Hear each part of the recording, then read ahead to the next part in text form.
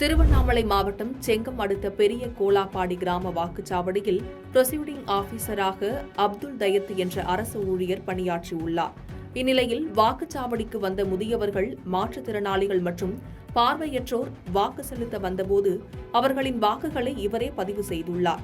இதுகுறித்து புகார் தெரிவித்த முதியவர்கள் தங்களது வாக்குகளை இவர் உதயசூரியன் சின்னத்தில் தங்களை கேட்காமலே பதிவு செய்துள்ளதாக கூறினர்.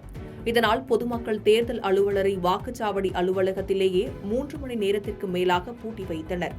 இதுகுறித்து தகவல் அறிந்த உதவி தேர்தல் நடத்தும் அலுவலர் வாக்குப்பதிவு மையத்திற்கு விரைந்து பொதுமக்களிடம் சமாதானம் பேச்சுவார்த்தை நடத்தினார். இதனைத் தொடர்ந்து அரசு ஊழியர் மீது துறை ரீதியாக நடவடிக்கை எடுக்க கோரியும் மறு வாக்குப்பதிவு நடத்த கோரியும் அதிமுக மற்றும் பொதுமக்கள் சார்பில் புகார் மனு அளிக்கப்பட்டுள்ளது. இதனால் அங்கு பரபரப்பு ஏற்பட்டது.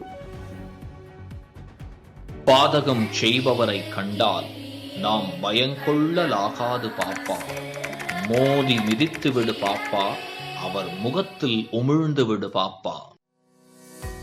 அண்மை செய்திகளை உடனுக்குடன் தெரிந்து கொள்ள இணைந்திருங்கள் இயம்நாடு.